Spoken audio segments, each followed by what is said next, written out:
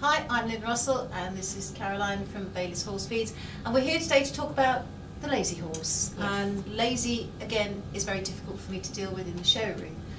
It's a little bit like having a glass of champagne and someone's left it out overnight and it's got no bubbles left. So we want to put bubbles in our champagne. We want the sparkle we back. want the sparkle back. So I'm going to be looking at keeping my show horse that's lazy in a totally different environment than they would do if it was sharp.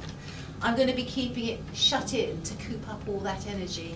I'm going to be feeding him my Baylis all-rounder, my prep mix, and if it's really, really lazy, I'll be ordering some racehorse mix from you as well, because certainly. I have used that in the past and that has worked.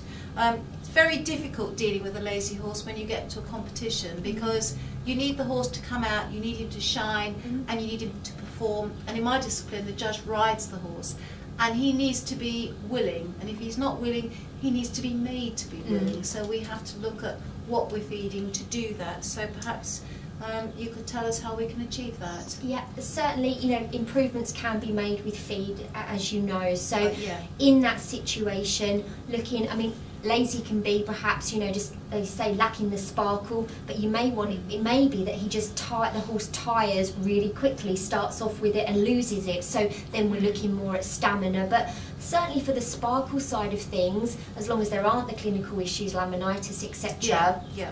then looking more so to your mixes, and as Lynn mentioned, racehorse mix, there's no reason why a show cob can't have a racehorse mix. You know, you get more of that quick release energy, that sparkle energy, and it just makes them have a bit more of a spring in their step. Well, they have to, for a show horse, it's got to have a bit of look at me, and sometimes it's not natural. You need to feed it that look at me presence. Definitely. So that's where those can come into play, and even if you have a preference for your straight cereals, as long as you're feeding a balancer alongside to counteract the deficiencies, your oats, maybe a bit of maize, something like that. Certainly oats being a bit more digestible can have that lovely sort of quick sparkle bounce effect. And also, I don't know if you found, Lynn, but if ever like you go down that route, you can actually increase and decrease the quantity as and when you need it. Oh, that's easy, yeah. So certainly, again, going down the feed little and often, small meals, but making sure it's more of a concentrated source of energy. You do need and to the get right your horse source. fit as well, because sometimes they could be lacking energy because maybe they had a virus. So sometimes it's a good idea just to get your vet to run a routine blood check